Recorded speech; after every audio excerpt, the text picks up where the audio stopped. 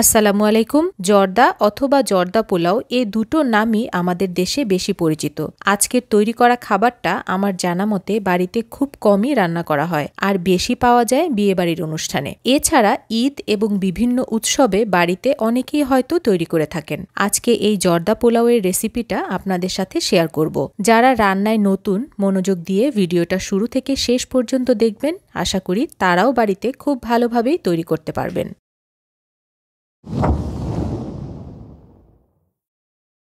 আজকে জর্দা তৈরি করার জন্য আমি 250 গ্রাম বাসমতি চাল নিয়ে নিব এবং শুরুতেই এই বাসমতি চাল প্রায় 2 ঘন্টার মতো পানিতে ভিজিয়ে রাখব। জর্দা তৈরি করতে আজকে আমি আনারস ব্যবহার করব, তবে আপনারা চাইলে কমলা ব্যবহার করতে পারেন। শুরুতেই কয়েক টুকরা আনারস কুচি করে কেটে নিতে হবে। যদি আনারস খুব বেশি টক হয় তাহলে অল্প ব্যবহার করার চেষ্টা করবেন, আর যদি খুব মিষ্টি হয় তাহলে একটু বেশি ব্যবহার করলে সমস্যা নেই। কুচি করা আনারস এবার চিপে নিয়ে এর ভেতর থেকে রসগুলো বের করে নিতে হবে। যারা কমলা ব্যবহার করবেন তাদের একইভাবে এই কমলার রস বের করে নিতে হবে। হাফ কাপের মতো আনারসের রস বের করে নিয়েছি। যদি টক হতো তাহলে পরিমাণটা আমি কমিয়ে নিতাম। এবার খুব সামান্য পানির মধ্যে প্রায় 2 চিমটির মতো ফুড কালার আমি গুলিয়ে নিচ্ছি। চেষ্টা করবেন খুব ভালো মানের ফুড কালার ব্যবহার করতে এবং পরিমাণটাও কম ব্যবহার করবেন, তা না হলে কিন্তু এটার কারণে অনেক সময় খাবার তেতো হয়ে যায়। এবার চাল সেদ্ধ করার জন্য একটা কড়াইতে পর্যাপ্ত পরিমাণ পানি নিয়ে 2টার মতো তেজপাতা, 5টার মতো এলাচ এবং 2 টুকরার মতো দারচিনি দিয়ে দিব। এর মধ্যে অ্যাড করব গুলিয়ে রাখা জর্দা রং। ঢেকে দিয়ে অপেক্ষা করতে হবে পানিতে খুব ভালোভাবে বলক চলে আসা পর্যন্ত। পানিতে খুব ভালোভাবে বলক চলে আসলে ওই অবস্থায় ভিজিয়ে রাখা চালগুলো সব দিয়ে দিতে হবে।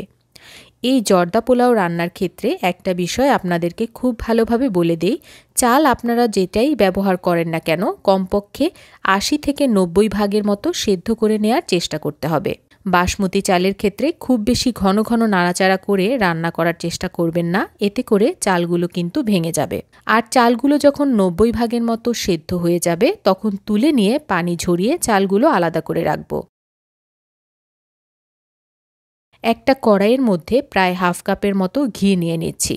আর এই জর্দাটা রান্না করতে গেলে আপনারা ঘি ব্যবহার করার চেষ্টা করবেন, এতে করে স্বাদ ভালো আসবে।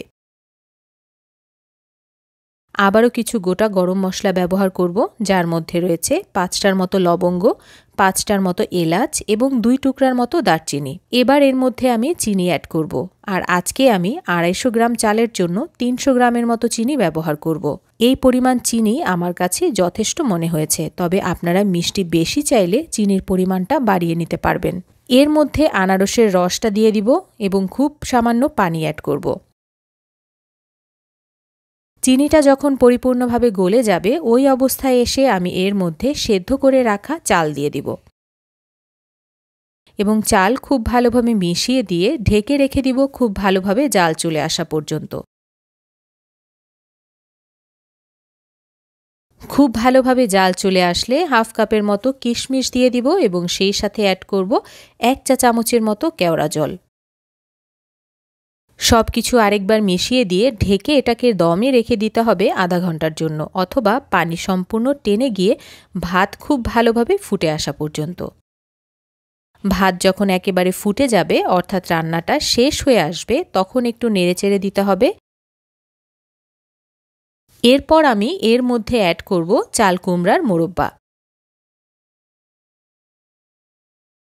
একবার একটু মিশিয়ে দেব এবং অপেক্ষা করব ভিতরে বা নিচের দিকে যে রসগুলো রয়েছে এগুলো একটু টেনে এসে ঝরঝরা হয়ে আসা পর্যন্ত। রান্নাটা কিন্তু শেষ, আর আপনারা নিশ্চয়ই এতক্ষণে দেখে বুঝতেই পারছেন আমার জর্দা পোলাওটা কতটা ঝরঝরা হয়েছে এবং কতটা পারফেক্ট। এবার একটা পরিবেশনের পাত্রে ঢেলে নিয়ে উপরে কিছু পেস্তা বাদামের কুচি অ্যাড করব। কিছু কাঠবাদামের কুচি দিয়ে দিব, সাথে কিছু ছোট ছোট মিষ্টি অ্যাড করে নেব। ব্যাস তৈরি হয়ে গেল লোভনীয় জর্দা পোলাও, যেটা হয়তো অনেকেই অনেক বেশি পছন্দ করেন। এবার কিন্তু আপনাদের বাড়িতে তৈরি করে দেখার পালা, আর অবশ্যই আমাকে ফিডব্যাক দিতে ভুলবেন না। আজকের মতো বিদায় নিচ্ছি, আবারও ফিরব নতুন কোনো রেসিপিতে। সেই পর্যন্ত ভালো থাকবেন, ধন্যবাদ।